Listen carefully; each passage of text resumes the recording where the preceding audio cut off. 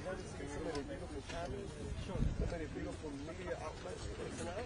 And there's our brother Zohran, the next mayor of this great city. Be sure, we're going to have to the other side. All right, sound check, everybody good? Yep. All right. 1 minute. Morning. How's it going? How are you? Doing well. Good now? All right, 1 minute.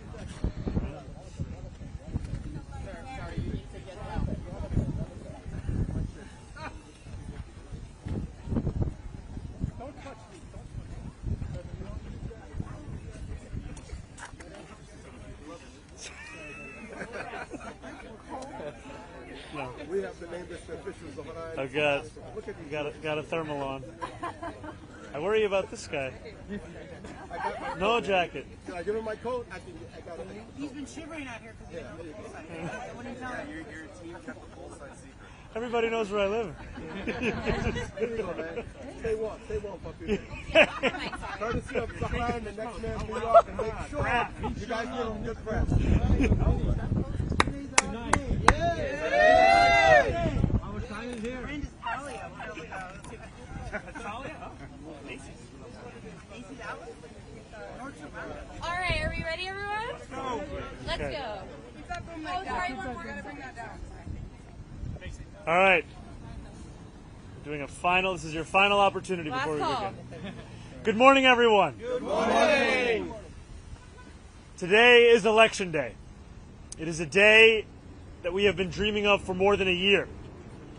And as much as things have changed over the course of this campaign, in many ways it is the same campaign we launched on October 23rd. A campaign that looks to transform the most expensive city in the United States of America into one that's affordable for each and every person that calls it home. And I'm so thankful to the more than 100,000 volunteers who have brought us to this point, where we are on the brink of making history in our city, on the brink of saying goodbye to a politics of the past, a politics that tells you what it can't do and really what it means to say is what it won't do, and to usher in a new era in this city where we understand that we do not get to choose the scale of the crisis we face. We simply get to choose the manner in which we respond. And it is time to finally respond with the urgency that New Yorkers deserve. An urgency that reckons with these same New Yorkers having had to face rent hike after rent hike, year after year. These same New Yorkers having to wait for buses that never come. These same New Yorkers that have to move out of this city when they want to raise a family. And these same New Yorkers who have grown tired of going on Street Easy to find apartments in Jersey City because that's the only place they could consider affording.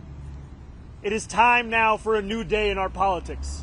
And it is an honor and a privilege to be a part of a movement that has fought every single day to bring that day forward. And today, we have until 9 p.m. to say that our time has come. Thank you very much. How important, All right, we'll take some questions. how important is margin of victory tonight in terms of what you would say is your mandate to get these affordable housing, free buses, and all the other initiatives? I believe that victory is a mandate in and of itself. All right, yeah, go ahead, Zach. Mr. Mamdani, why did you choose to vote in person today instead of voting early? You know, I wanted to make sure that I took every opportunity to speak to New Yorkers across the 5 boroughs throughout the duration of early voting, and it was a joy to vote alongside my wife this morning. All right, we'll go here. On ballot question number 4, Yes. There's been some concern that would empower the mayor too much when it comes to housing construction. Did that at all cross your mind before you decided to vote yes? And how would you use that power responsibly if you are elected? That is a power, like all mayoral power, that must be used to deliver for New Yorkers.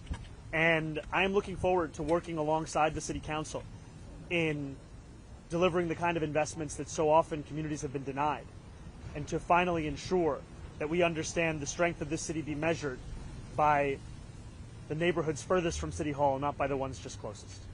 Zohran, do you think that Sorry, we'll go right here, right here. Are you concerned at all about any voter intimidation? There were some issues in New Jersey this morning, North Jersey, of bomb threats with voting locations, not here, but your level of concern that that could play out here somehow. It's incredibly concerning. Right. And I think that it is an illustration of the attacks we're seeing on our democracy. Sometimes they're blatant and explicit in the manner of these bomb threats. And we also have to know that here in New York City, I saw a young woman sharing a story of her mother who had voted for our campaign and was then harassed by another man at that poll site for doing so. And we have to understand this as part of the general approach the Trump administration has taken to trying to intimidate voters with baseless allegations of voter fraud as a means of trying to repress the voice of Americans across this country. And when we think about how best to fight Donald Trump, one way we can do so is by understanding Andrew Cuomo for what he is, the candidate endorsed by Donald Trump, Elon Musk, and Stephen Miller. All right, go ahead, Ed. Assemblyman, this has been a local race, but the nation and the world is now watching.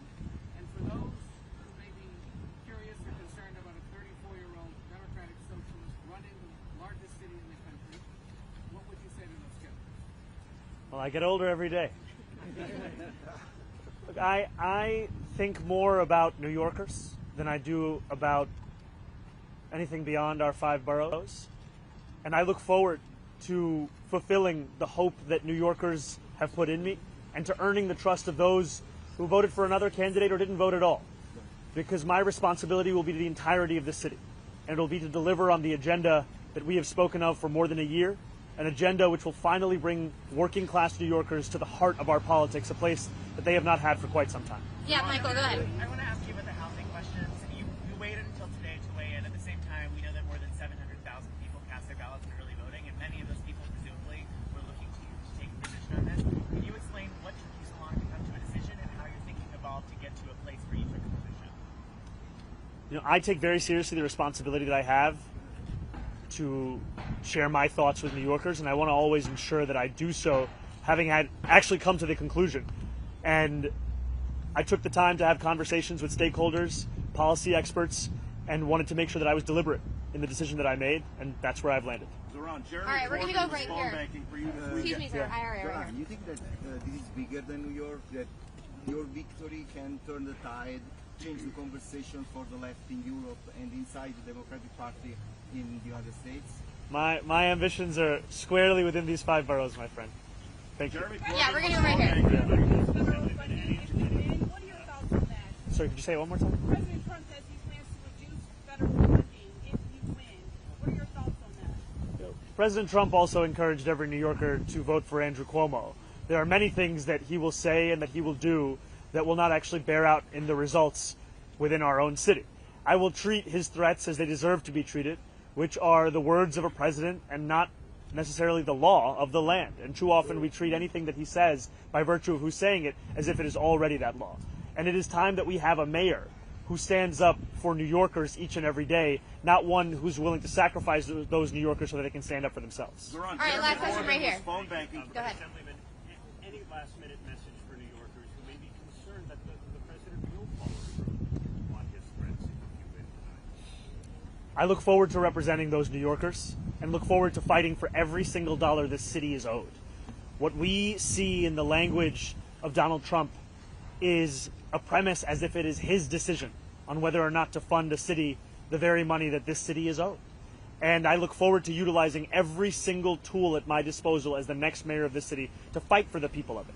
That means using the courts, that means using the bully pulpit, that means ensuring that we actually follow the letter of the law. And I know that doing so is something that threatens Donald Trump. It's why he's gone after Attorney General James, because she had the audacity to hold him to the same law that every New Yorker is held to. But I will not be intimidated by this president. I will not be intimidated by anyone, because my job here is to serve the people of the city. Thank you guys so much. Thank you.